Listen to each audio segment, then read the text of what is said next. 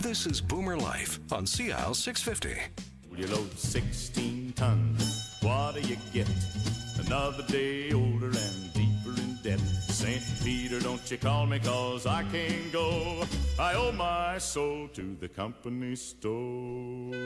Ah, the company store. 16 tons. We're talking debt on this episode of Boomer Life here on CISL 650 with our guests from Abakhan and Associates, trustees and proposal administrators. They are George Abakhan and Brett Luckin. Gentlemen, we've been talking about remedies to debt issues. You are professional trustees. There are only about 1,100 trustees in all of Canada, fewer than 90 here in British Columbia, and 2 of them are right here in our studio right now. So we might as well take advantage of this expertise. Talking about proposals, consumer proposals, and bankruptcies, the 2 remedies that you 2 administer as trustees the most. You're doing more proposals than bankruptcies. 65-35 in our firm. Okay. Probably in BC, it's probably about a 50-50 actually, I think, in BC. And then throughout Canada, perhaps there's a slightly more, the percentage may swing towards bankruptcies. Yeah, okay. Across the board. 45, 55 45 or so. proposals, 45 settlements versus 55 bankruptcies. Bankruptcies. Logically, the reason why proposals are something that seem to make sense, particularly for us in terms of looking at someone's financial situation. Right. And figuring out exactly what kind of solution can resolve their debt, is that in a consumer proposal, many people who come and see us actually do in fact want to repay their debt. Yes. And in fact, in many cases, have been sitting for a year, 2, 3, 4 years, and trying to do exactly that, but just not able to see their way out of the hole. And one of the, and I'm interrupting, but this is an important sidebar. One of the things, because we're raised to be honorable people by and large, Canadians the world over are respected for our sense of fair play and generally speaking, our willingness to honor our obligations. Yes. And at least that was the way we were raised, and some of us stray a little bit. But it's those of us who do try to address these increasing financial issues, Brett, sometimes do ourselves an enormous disservice. In the process of trying, however unsuccessfully, to bail ourselves out, we will empty an RRSP. Yes, we will take our that's life right. savings and try and pay off our debt with that, unaware of the fact that were we to file a bankruptcy, or I'm assuming a proposal as well, Yes. then that RRSP is untouchable. We wouldn't have to exhaust our life savings.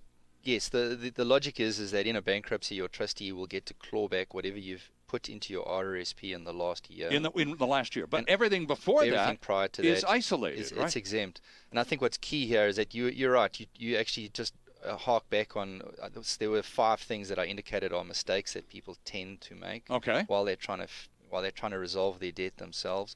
And one of them is in fact that they completely empty the RRSPs. And when they're doing that, they're not emptying the RRSPs in order to give themselves a fresh start by paying off their debt.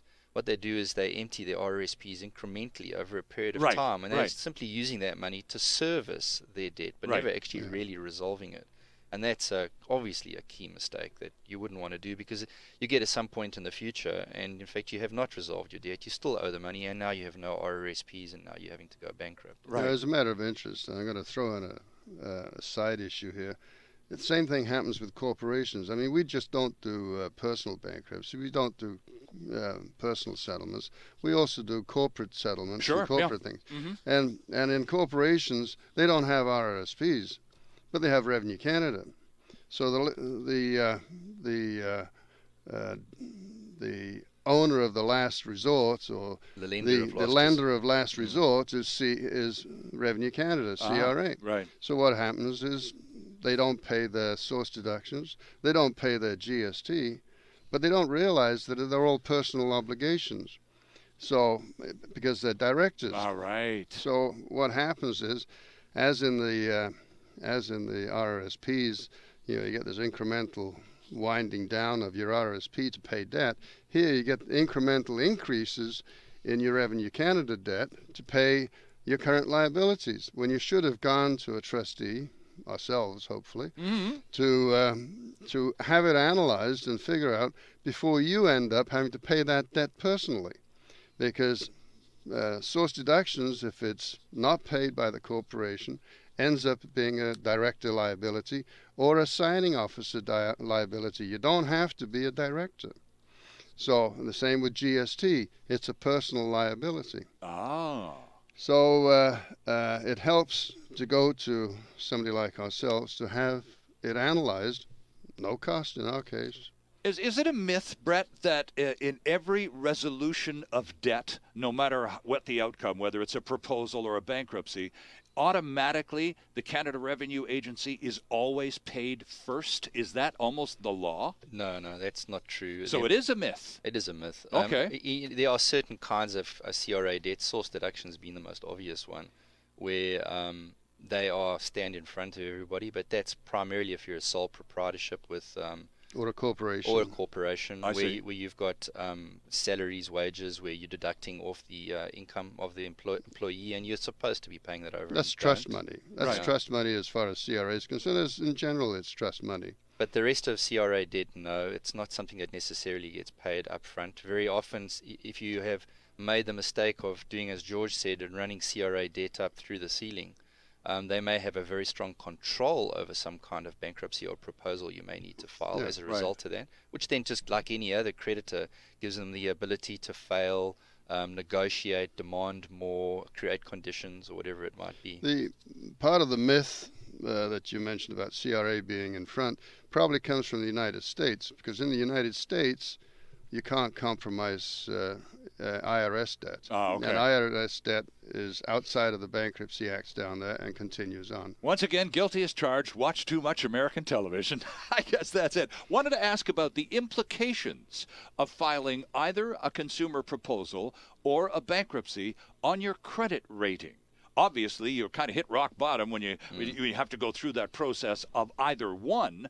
But which, Brett, most adversely affects your credit rating, and for how long? Well, I want to dial back a bit, just point out the obvious, and that is that if you're in financial dire straits and you have already been defaulting, there's not much left of the credit rating to begin with. Had a car seized or whatever it might be, it's unlikely to worsen the situation you're in from a credit report or credit rating point of view.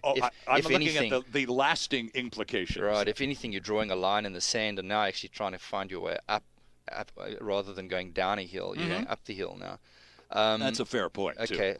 Having said that, generally speaking, it's recognized that a consumer proposal will smack you at an R7, whereas a bankruptcy will be an R9. And if we're just using those as sort of ratings, R9, you can't drop any lower than that. Okay. Practically, what it will mean for you is that for at least 18 to 24 months, it will be difficult for you to get credit. Okay. Although there are methods, and during a bankruptcy or proposal, you go through a counseling process which will explain to you how you can rebuild your credit and methods of doing that. So there is an educational component as well, George, to filing either a consumer proposal or a bankruptcy. The law, and in this case your trustee, will require you to go through a couple of information and learning sessions about budgeting and such. Well, it's the Bankruptcy and Insolvency Act that sets out that you have to have 2 counseling sessions. Those counseling sessions are actually incorporated into our fees, and we pay them for the debtor. We set the time, we set the place, we set the counselor. Sometimes we do it ourselves because most of our trustees and senior administrators are accredited counselors.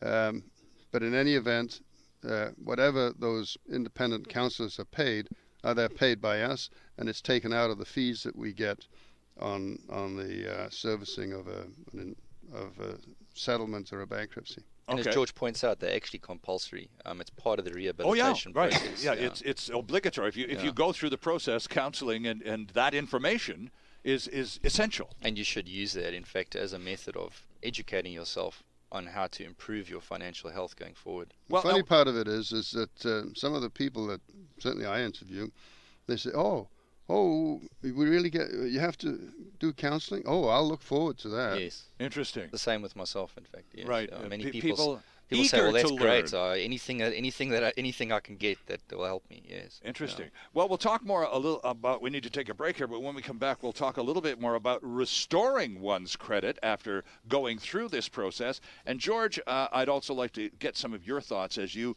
I know you have a session coming up with a person who's of retirement age, who's facing some pretty serious financial issues, and I don't expect that individual's the only 65-year-old human being in British Columbia with some serious financial problems. So we'll talk about boomers and seniors and the debt loads some of us carry when we continue here on Boomer Life on CISL 650. Canada's only weekly radio show dedicated to the baby boomer lifestyle. This is Boomer Life on CISL 650.